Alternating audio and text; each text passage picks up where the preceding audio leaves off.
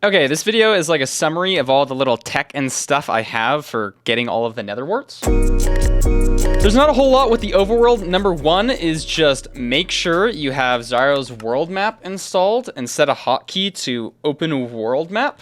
This is just super beneficial for finding lava pools early game. This is by far the best way. You can also use it to see like the depth of oceans. You can find good underwater caves for that. And I guess it doesn't matter as much for you guys because I'm going to be the one rushing the nether as fast as possible. So off spawn, I mean, we'll probably be in a plains biome, so that's why I'm here. I'm just going to be rushing to a lava pool, getting some iron on the way. Like here, I'd go up into the mountains since I know mountains have early iron. I'd be entering with pretty low food, but I'm just trying to go really fast. Little tutorial if you don't know how to make lava pools. Find a strip of 4 lava in the center of those two, put a block and a water. This makes the bottom of your portal. This is where we stand. These are the walls. We need it 3 high, so that's 1, 2, 3 blocks tall. Then we're gonna cap it. Then on this cap, I'm gonna place water right here. Make sure it doesn't like go everywhere. I'm just gonna like double check. Like if you don't know how water mechanics work, just always dig a little hole there. But then we can just fill in the wall. So now we're 3 tall here, and our cap allows us to place the top.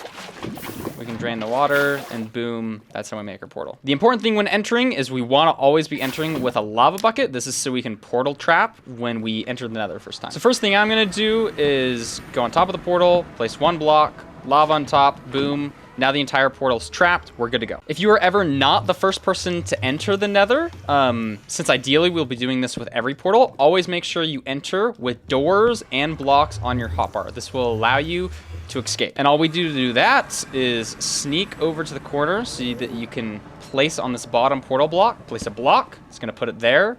Then if we look at this second high portal block, we can place a door facing this way, and this will give us like air pockets to breathe. And from here, well, normally there'd be lava here if it didn't spill. But then you can place another block here, another door. Just use doors and blocks to escape. So that should work in pretty much all cases. It might be a little weird if there's like some strange terrain around, but I trust that you guys can use doors and blocks to make your way out if it's trapped. First thing with the nether, make sure you have a no fog mod on. This is like probably the most important thing. Most of this stuff is for SB. And again, make sure you have a hotkey to open the map. I'm always going to put a waypoint at 0, 0. To set waypoints, you also need a hotkey that should be not in world map settings, but up in mini map settings right here. New waypoint, I have mine set to Y. Just like this.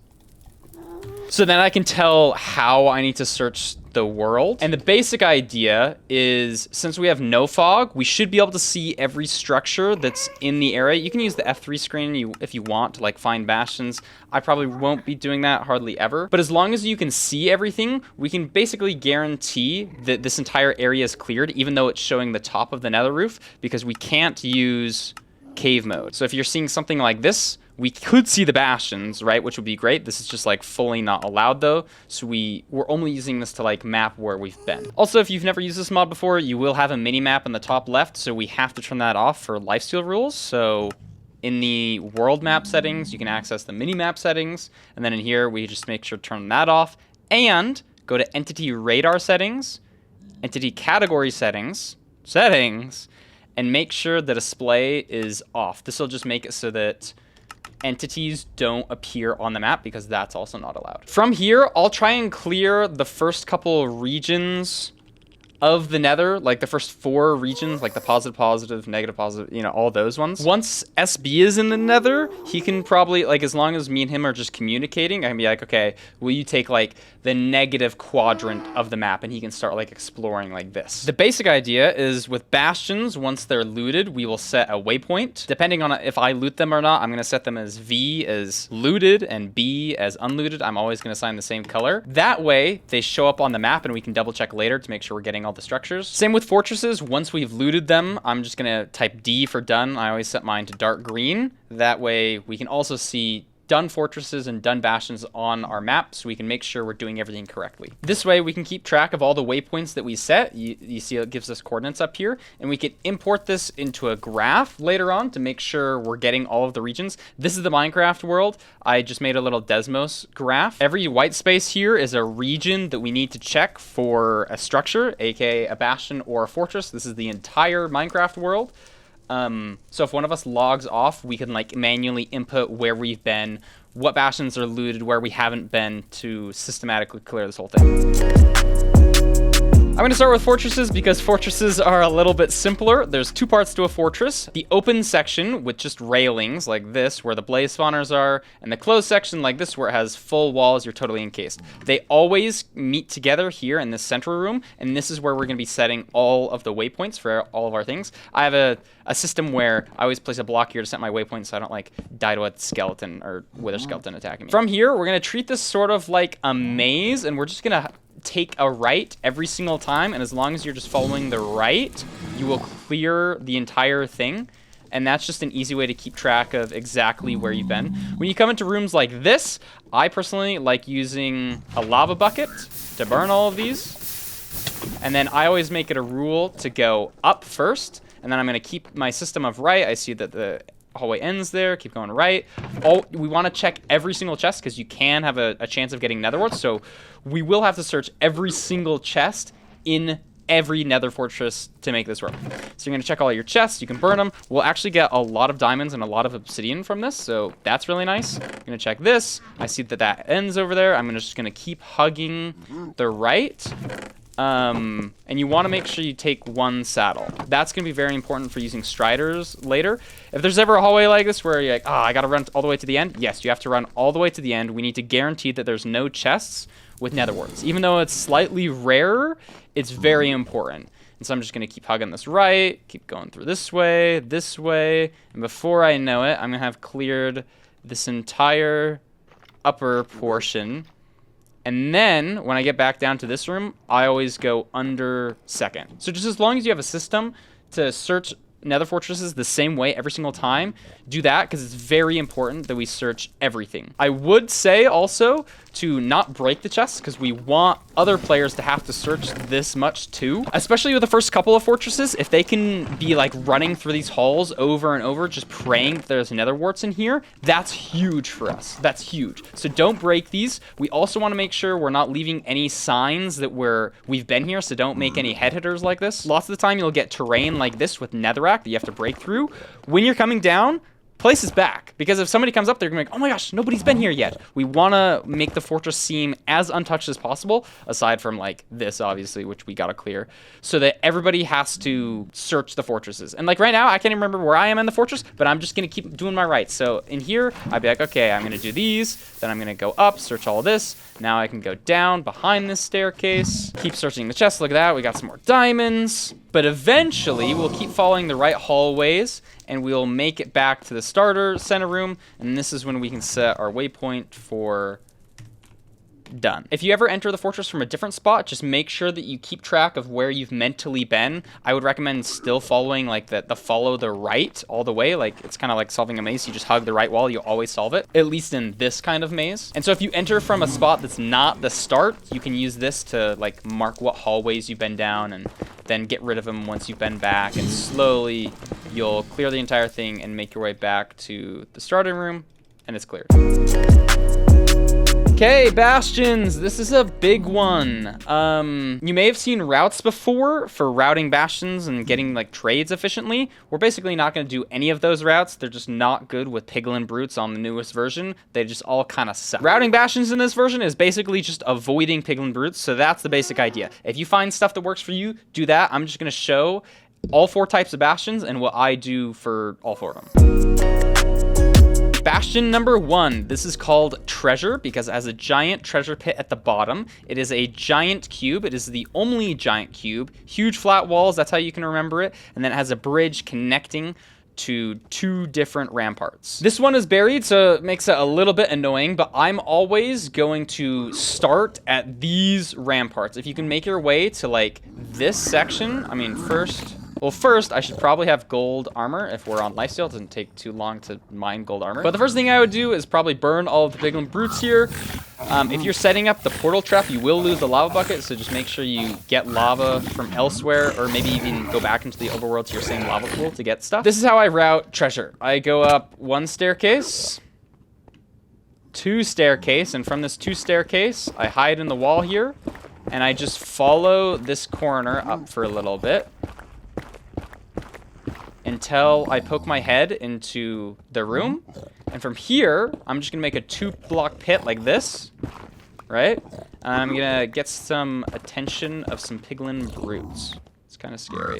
Yeah, I'm gonna get their attention, hide in my hole, and then they should just pathfind into this pit. You can give them any gold that you have. Piglin brutes will spawn on both of these sections, so you'll get one group spawning here, one group spawning here. So once I've got the first group in, and always be careful, they can be up here and whatnot. I'd recommend relying heavily on your sounds because you can hear them from far away. I'm gonna go over here, dig a little hole so that they can see me, aggravate them by punching them, then very carefully run like heck, hide back here so they all pathfind. I don't want this guy shooting me. There we go. Then I'm gonna hide them. And now I know that like I'm safe to loot this entire thing. Again, you might get some like weird terrain above you, so always just rely on your sounds. But we will need to route at least one bastion in this version. So here, there's a chance for 3 gold blocks to be like this. Bottom right, top left, there's a chance for gold blocks to be there. It's the exact same thing on this side. These 3, there's a chance for there to be gold block. If it's not, it's a cracked gold or stone brick. Top left, so this is a cracked one. That's how I know I dug in the right spot. And then bottom right.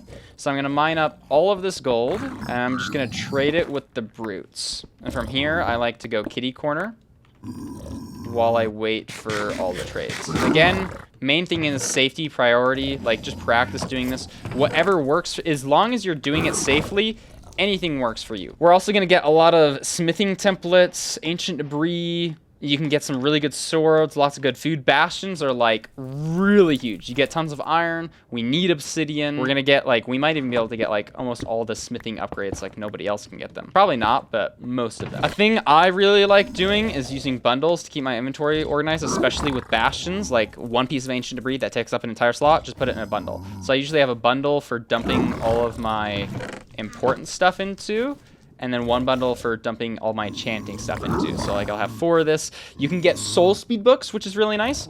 We can grindstone these to get a book for our e-table. Like you get leather from a bastion, but if you don't like enter with sugarcane, you're not gonna be able to make a book. So one thing that I've been liking doing is I'll make a portal in one of my first bastions so that I can get stone blocks to make a grindstone, and then I'll grindstone this book to get a book so I can make my e-table. Also, building portals is super nice because we can get extra diamonds and lapis if you never got it.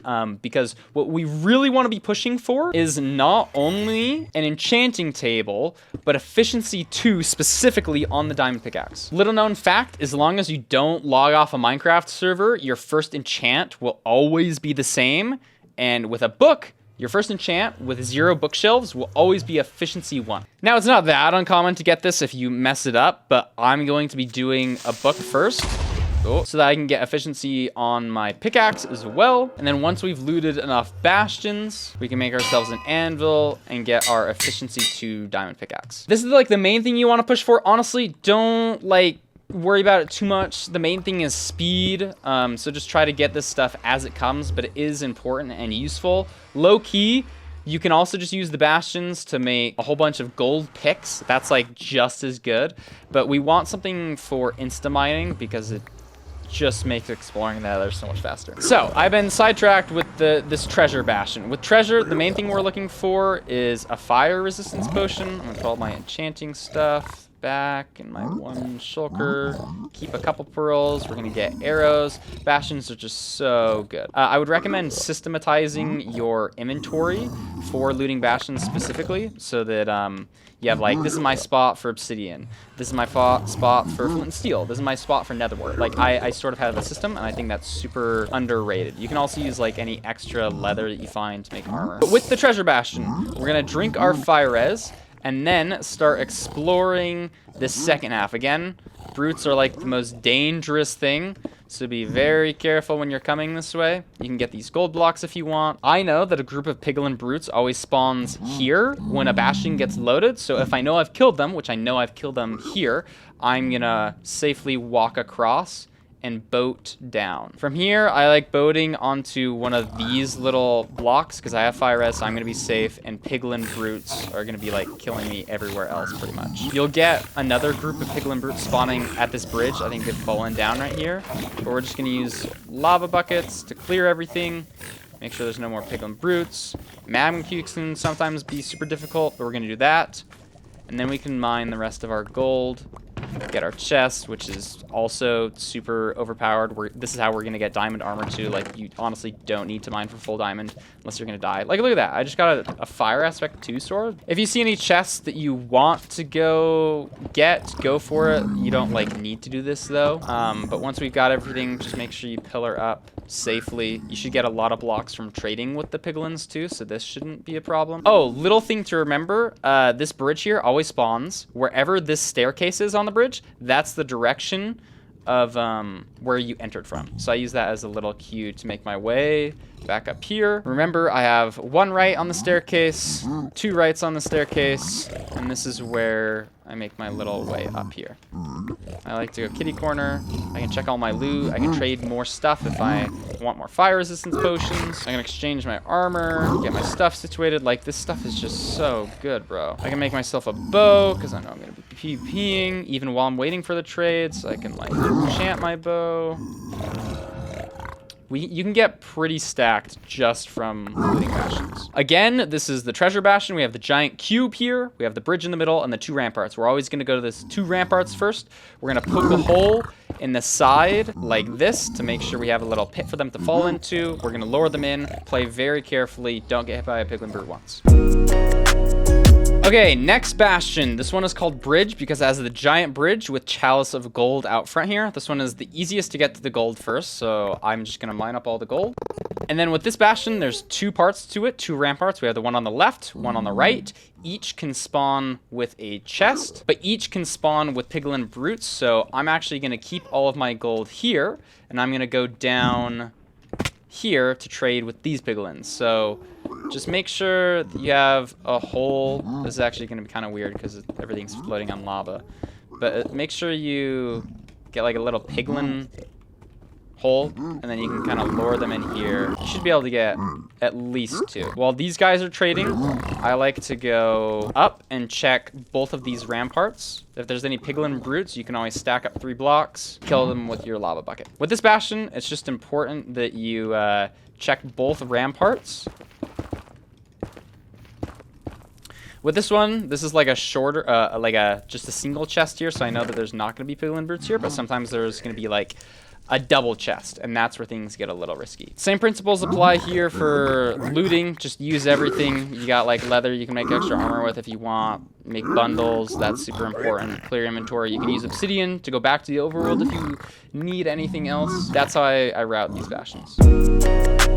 This next bastion is the most important one because it is the bastion with netherwarts. So these are the bastions we have to stop by. So if you see this one, you have to loot at least the netherwarts at the bottom here. This one is called housing because it has the housing units down here. This bastion has 2 parts to it, the housing part of it, and then 2 ramparts up here. These ramparts look very similar on other bastions. Make sure you don't confuse them. This netherwart section down here is the unique thing about housing. With this bastion, we need to loot these chests up here safely. One way of doing that is making sure you're at a safe distance, luring the brutes over here, killing them with lava, so then you can go up here. I like blocking off this block so that nothing from below can come up and kill me. That's like an important block. When looting chests, depending how confident you are, you can like kill the brutes and then loot them just like this. But if circumstances are different, honestly, just freaking mine in like this until you're underneath the chest. One thing that I like to do is I know on the back, I have like a system of looting these chests. I think it's under this pillar, 2 blocks like this. If I dig straight forward, I know that I'm gonna hit the chest and I can loot it like this. So you can figure out things that work like that for you. I know some people, they also like to drop down like this and place 2 blocks and then loot them. That can be a little scary with some piglin brutes. And then like here, I would probably honestly just do this. Just like lure them, just lure them over. Hello. just lure them over and then kill them like this. That's the top section of housing. The bottom section is where all of the gold is. So I want to make my way sort of down where these netherwarts are, but in a safe manner. I know for me, what I like doing is just mining like right down along this path, because I know it'll be like fairly safe from piglin brutes. And from here, maybe it's a little mechanically scary, but at the bottom of these ramparts, like towards the direction of the giant ramparts from the housing section, there's going to be a double chest here. And what I like doing is digging one block here, hiding myself in where this double chest is. And if I dig forward like this, I'm going to find gold. And there should be, I think, 9 gold blocks here. 2, 3, 4, 5, 6, 7, 8. Oh, sorry, 8. But if you can kind of memorize where those gold blocks are, that's going to help you out. A lot of this is just like memorization. But from here, you can like make another piglin hole if you want. You can even do your trading here. Gotta be really careful though, because there could be brutes that come up from this staircase. So then you can loot all this stuff. That's pretty much how I loot this bastion. Again, safety is the #1 priority. This is another housing bastion. I can tell because like this portion is the housing section. So what I might do with this one is just to show you like how I might get down. So I'd go like this. Watch out for piglin brutes. Listening for them, that's huge. I know I can't hear any. Then I'm just gonna get into my little safe spot. Okay, this last bastion is called Stables. This is one has the potential for no gold blocks. It's called Stables because of these stables sections identified with these giant pillars in the center. Unlike housing, these have straight edges along all of the sides. It's an easy way to tell them apart. And from here, there's actually 5 sections that can all be randomized. So you have the top 3 sections, so rampart 1, 2, 3. Each of these can be random. Here we got 2 shorts and 1 medium. We didn't get a tall. And then around the back, there's 2 more sections, this lower left and this lower right. Each one can have gold. The way we can tell if they have gold is by checking this gap right here at the base. So you'll see there's a gap of 2 blocks here, but a gap of 1 block on this side. And if it's a gap of 1 block, that means it's a good gap. There's gold there. And so the way I route these is I know that if I break in right here, I'm going to break into like a staircase. I'm going to steal myself off from piglin brutes. I'm going to steal myself off again. I'm just going to make my way down to this bottom section. And this is like a typical speedrunner route where I know that there's gold here. I'll link some videos like of traditional speedrun routes so that you can look at those if you want. But I know I have gold there. Oh, whoops. I know that I can let piglins in from up here. I can give these guys gold. And then I know that there's gold down here. And a circle around me. In this version though, I made sure to like seal off this hole because I know that there's a chance piglin brutes can spawn up here. Yep, look at that. So I need a safer way to like get to the piglin brutes. That was not a safe way. Last thing, once we stopped off at a bastion, make sure that you get some blue mushrooms. You can find these in red biomes or blue biomes. This is super important because we're going to use the string from our bastions to make a fishing rod. We're going to combine that with a warp fungus, and then we're going to use the saddles we get from fortresses to find striders. This is by far the best way to get around in the nether. You want to prioritize searching new terrain, so using your map to see where you've been, and striders. If you have fire resistance potions, you can even jump into the lava to get them. But just use these guys to explore everywhere. Striders are going to be so hugely important for this.